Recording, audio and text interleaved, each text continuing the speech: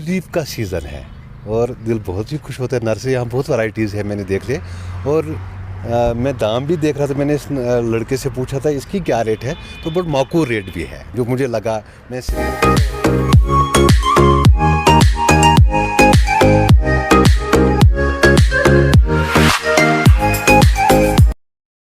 जी, मेरा नाम मैसर अहमद इतू है और मैं यहाँ डार नर्सरी पर काम कर रहा हूँ। मैं बहुत शुक्रगुजार हूँ मोहम्मद अशरफ डार साहब का, जिन्होंने मुझे यहाँ पर काम कर रखा है।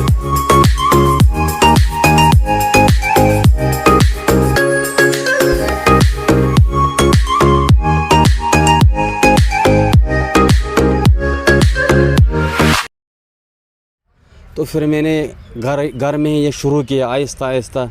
3 साल में 4 साल में ये बिज़नेस हमने कवर किया।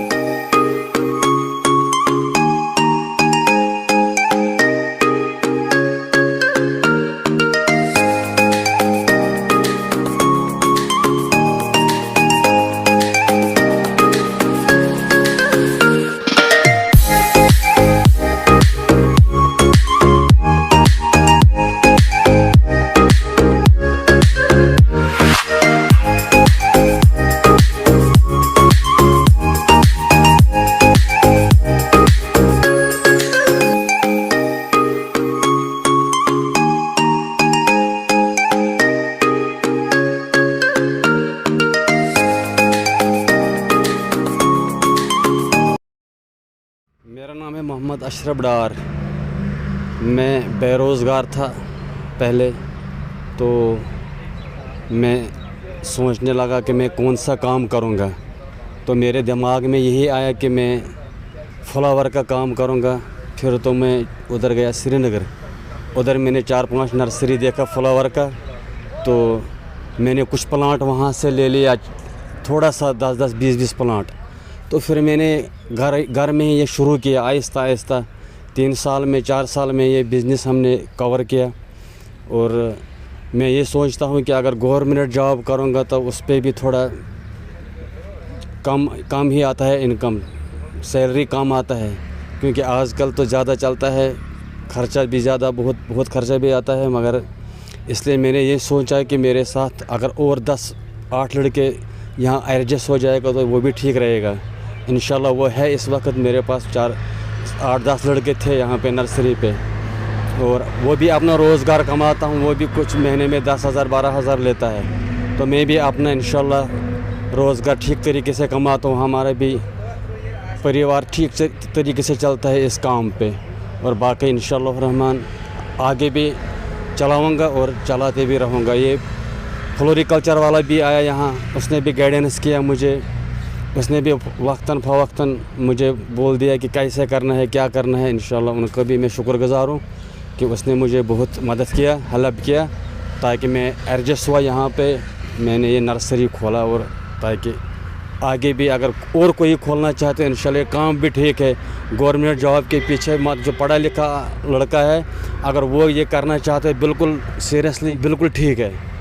इंशाल्लाह वो भी आगे बढ़ेगा। अगर आएगा कोई, मैं उसको इंशाल्लाह 1-1.5 साल में उसको कम से कम ट्रेन करूँगा यहाँ पे।